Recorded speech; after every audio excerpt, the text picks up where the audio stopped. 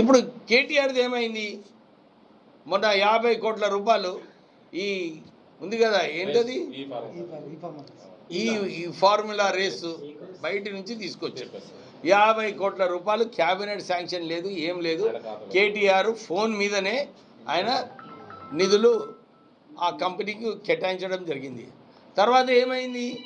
TRS పార్టీకి 44 కోట్ల రూపాయలు మళ్ళా ఎలక్ట్రాల్ బాండ్స్ రావడం జరిగింది. అసలు దీని ఖాతా చెప్పాలి కేటీఆర్కి నిజంగా చిత్తశుద్ధి ఉంటే ఇది ఎక్కడి నుంచి వచ్చినాయి? మా టీఆర్ఎస్ పార్టీకి 1400 కోట్ల రూపాయలు ఎక్కడి నుంచి వచ్చినాయని వాళ్ళ తండ్రిని అడగాలి. నీతి నిజాయితీ ఉంటే నిజంగా ఎక్కడి నుంచి వచ్చినాయి? ఉద్యమంలో పైసలు లేవు ఎవరి దగ్గర.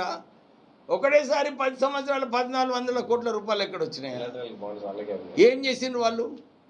ప్రజల పైసలు దోచుకొని ప్రజల డబుల్ బెడ్రూమ్ ఇల్లు కట్టలేదు, ప్రజలకు నిరుద్యోగ వృద్ధి ఇవ్వలేదు, ప్రజలకు దళిత బంధు ఇవ్వలేదు.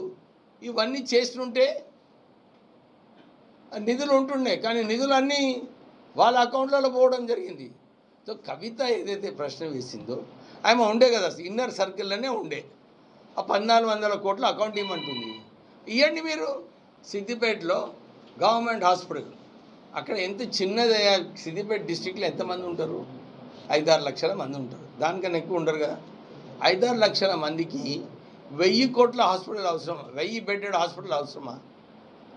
నిజంగా ఆలోచించాం. 3 నియోజకవర్గాలలో 1000 బెడెడ్ హాస్పిటల్ కట్టిండు. ఎక్కడికి వెళ్ళి వచ్చినాయి నిధులు? దానికి చెన్నూరు ప్రాంతం డిఎంఎఫ్టీ నిధులు పోయినాయి అక్కడికి. హరీష్ రావు ఏం ముఖం పెట్టుకొని వచ్చి ఇక్కడ మాట్లాడుతున్నాడు? అసలు నేను అప్పుడే చెప్పిన, నిజంగానే నువ్వు బాల్క సుమన్ కేసీఆర్ సన్నిహితుడు కొడుకు లెక్క, మరి నీ నిధులు తీసుకుపోయి అక్కడ పెట్టుకుంటే నువ్వు వేరే నిధులు తీసుకొని రానుంటివి ఇక్కడ. ఆయన తెచ్చినుంటే ఈ సమస్యనే ఉండకపోతుండే, ఆయనే గెలుస్తుండే. ఆయన ఎందుకు ఓడిపోయిండు? మన నిధులు కొట్టుకుపోయినరు, మన దగ్గర అభివృద్ధి కాలేదు, మన రోడ్లు బాగాలేవు, మన సీసీ డ్రైన్స్ చక్కగా లేవు. ఇన్ని వందలాది కోట్ల రూపాయలతో ఇప్పుడు పని ఎందుకు అవుతున్నది? నువ్వు చేయలేదనే పని అవుతున్నావు కదా.